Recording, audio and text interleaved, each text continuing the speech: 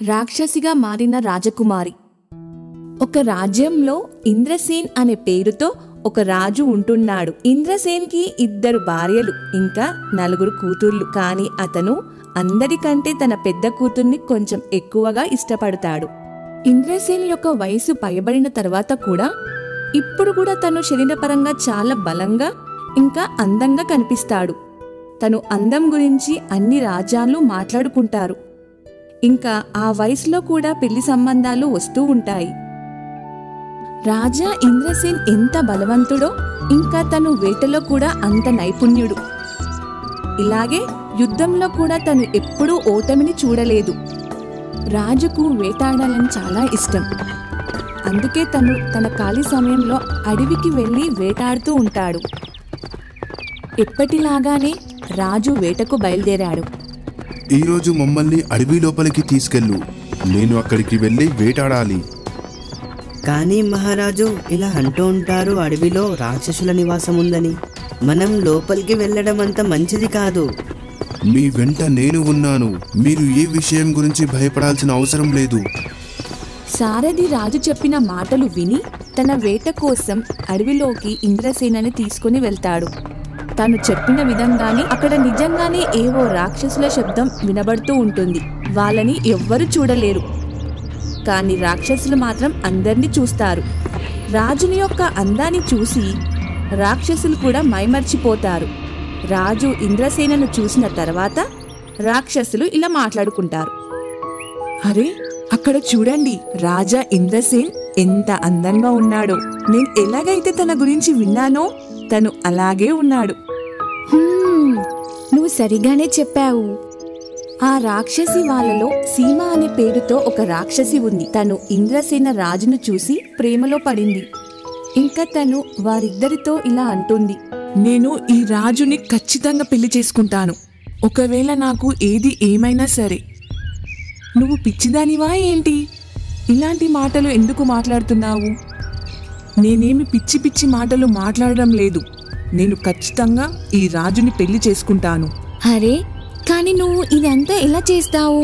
అవునా, ఇప్పుడైతే మీరు చూస్తూ ఉండండి. అలా అంటూ రాక్షసి ఒక అందమైన అమ్మాయి రూపంలోకి మారిపోతుంది. ఇంకా తను నేరుగా రాజుగారు వచ్చే దారి వైపు వెళ్తూ ఉంటుంది. తనకు దెబ్బ తగిలి కింద పడిపోయి ఇంకా తను స్పృహ కోల్పోయినట్టు నటిస్తూ ఉంటుంది. అది చూసిన రాజు ఇలా అంటాడు, అరే, ఇదెలా జరిగింది? మహారాజా, తను అకస్మాత్తుగా రథం ముందుకొచ్చేసింది. నేను రథాన్ని ఆపలేకపోయాను. ఇంకా ఇలా జరిగిపోయింది. రాజు త్వరగా రథం నుంచి కిందికి దిగి ఆ రాక్షసిని చూస్తాడు. అప్పుడు రాజు ఇలా అంటాడు, అనిపిస్తుంది తన స్పృహ కోల్పోయినట్టుగా. ఇలా చేయండి, తనని మనతో పాటు మహల్కి తీసుకెళ్ళండి. అక్కడికి తీసుకెళ్లి మనం తనకు వైద్యం అందిద్దాం. మహారాజ్, తనని మనం ఏదైనా గ్రామానికి కూడా తీసుకెళ్లొచ్చు కదా, మహల్కే ఎందుకు? తప్పు మన వల్లే జరిగింది, ఇంకా దానిని మనమే పరిష్కరించాలి. ఇప్పుడు నేను ఎలా చెప్తున్నానో అలాగే చేయండి.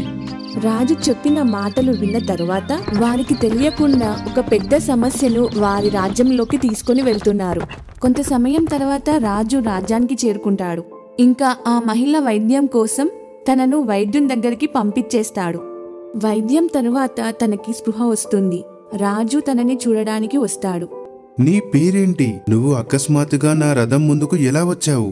ఇంకా దట్టమైన అడవిలో నువ్వేం చేస్తున్నావు? అందుకే నేను చనిపోవాలని అడవిలో ఉన్న బావి దగ్గరకు వెళ్తున్నాను.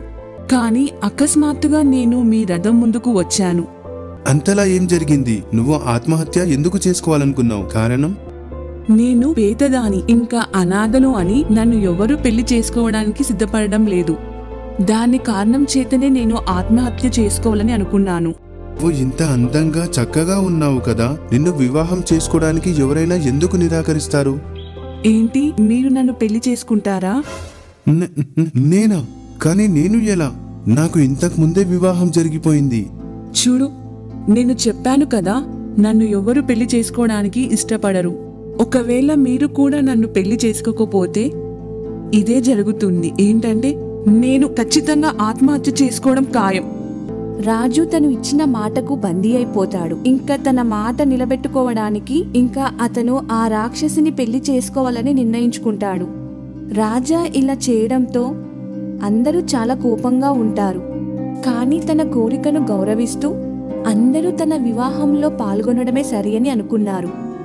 ఇంకా ఆ రాజు గురువును ఇంకా ఒక సాధువుని వాళ్ళిద్దరిని తన వివాహానికి పిలిచాడు. ఎలాగైతే రాజు యొక్క గురువు అక్కడికి చేరుకున్నాడో ఇంకా తను రాక్షసిని గుర్తుపట్టడంలో ఆలస్యం ఏమీ చేయలేదు. అప్పుడే తను అందరితో ఇలా అంటాడు, నువ్వెందుకు ఇలాంటి తప్పు చేయబోతున్నావు ఇంద్రసేన? నీకు తెలుసా తనొక రాక్షసియా? ఒకవేళ నేను రాకపోయుంటే ఈ రోజు ఈ మెహల్లో ఒక రాక్షసితో వివాహం చేసుకొని పెద్ద తప్పు చేసేవాడివి. అసలేమంటున్నారు మీరు? ఒకవేళ నువ్వు నమ్మకపోతే నేను తన అసలైన రూపాన్ని చూపిస్తాను.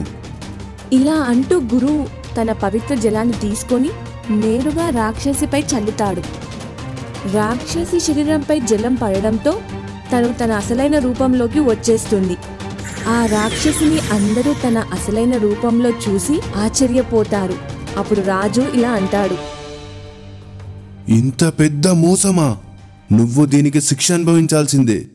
నేనేమి నమ్మక ద్రోహం చెయ్యలేదు. నేను నిన్ను ప్రేమించాను. ఇంకా నిన్ను పెళ్లి చేసుకోవాలని అనుకున్నాను. నువ్వు ఏదైతే చేశావో అదంతా నీకు తెలిసే చేశావు. నువ్వు క్షమించలేనంత పెద్ద తప్పు చేశావు. తనకి నేను బుద్ధి చెప్తాను. గురువు అలా అనడంతో ఆ రాక్షసి చాలా భయపడిపోతుంది. ఇంకా అక్కడి నుంచి తప్పించుకోవాలని ఆలోచిస్తుంది. కానీ తన అవమానానికి ప్రతీకారం తర్వాత మాత్రమే ఇలా ఆలోచించిన వెంటనే రాజు గారాల పట్టి అయిన తన పెద్ద కూతురుపై దాడి చేస్తుంది. తనలోని విషాన్ని తనపై ప్రయోగించి పారిపోతుంది. రాక్షసి అక్కడి నుంచి వెళ్ళిపోతుంది. రాజా పెద్ద కూతురు ఒక రాక్షసిలా మారిపోతుంది.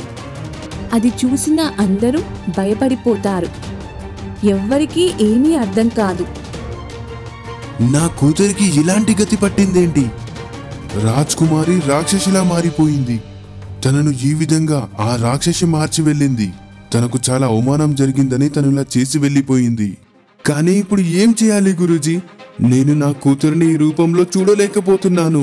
ఏదైనా ఉపాయం చెప్పండి. దానివల్ల నా కూతురు మామూలు రూపంలో రావాలి.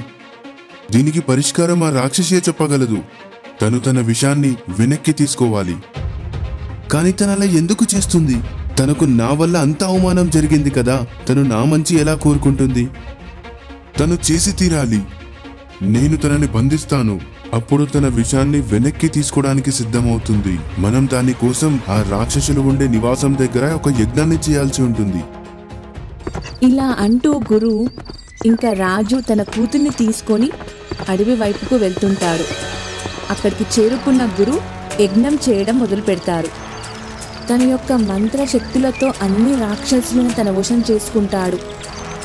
దాని తర్వాత వాళ్ళు ఆ గురువు ఇంకా రాజు దగ్గరికి వెళ్తారు. ఇదంతా మీరే చేస్తున్నారా? ఈ మంత్రాలను ఉచ్చరించడం దయచేసి ఆపండి. నేను దీన్ని అప్పుడే ఆపేస్తాను. నువ్వు నీ విషయాన్ని తిరిగి వెనక్కి తీసుకున్నప్పుడే. లేదు, నేను అలా ఎప్పటికీ చెయ్యను. మీరందరూ కలిసి నన్ను చాలా ఎగతాళి చేశారు. ఇప్పుడు మీరు అనుభవించాల్సిందే. సరే, నువ్వు నీ ప్రాణాలు కోల్పోవాల్సి వస్తుంది. నువ్వు నన్ను ఏమీ చేయలేవు. ఒకవేళ నువ్వు నన్ను చంపినా రాజకుమారి జీవితాంతం రాక్షసిలా ఉండాల్సిందే. ఒకవేళ నేను ఏమీ చేయలేకపోయానంటే నీ తోటి ఉన్న వారినైతే చేయగలను కదా. నేను నీతో పాటు ఉన్న వాళ్ళని చంపేస్తాను. గురు సీమాని వదిలి తన తోటి రాక్షసులను తన మంత్రంతో బంధిస్తాడు. తన తోటి వాళ్ళని అలా హింసించడం చూసిన సీమ యొక్క అహంకారం తగ్గిపోయింది. ఇంకా తనకి తన వారిని ఏదో చేస్తారని భయపడిపోతుంది. ఆ భయం కారణంగా రాజకుమారికి ఇచ్చిన విషయాన్ని వెనుకకు తీసుకుంటుంది. ఇంకా రాజకుమారి ఆ రాక్షసి రూపాన్ని విడిచి తన అసలైన రూపంలోకి మారిపోతుంది. ఇది చూసిన గురు తన యజ్ఞాన్ని ఆపేస్తాడు. ఇంకా తను ఇలా అంటాడు, ఒకవేళ నీకు నీ ప్రాణాలపై ప్రేమ ఉంటే కనుక ఈ రాజ్యాన్ని వదిలి వెళ్ళిపో.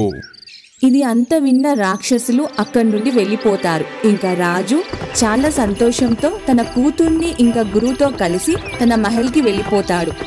ఇంకా తను తన భార్యలతో, ఇంకా కూతుళ్లతో, ఇంకా రాజ్యానికి చెందిన వారితో క్షమాపణ కోరుకుంటాడు. ఇంకొకసారి ఇలాంటి తప్పు ఎప్పుడూ చేయనని వాగ్దానం ఇస్తాడు. ఇంకా అందరూ ఆ రోజు నుంచి కలిసిమెలిసి సంతోషంగా జీవిస్తారు. మీకు గనుక మా వీడియోస్ నచ్చినట్లయితే లైక్ చేయండి, ఛానల్ని సబ్స్క్రైబ్ చేయండి. అలాగే అందరికన్నా ముందుగా మా కార్టూన్ షోస్ని చూడాలనుకుంటే బెల్ ఐకాన్ని నొక్కడం మర్చిపోకండి.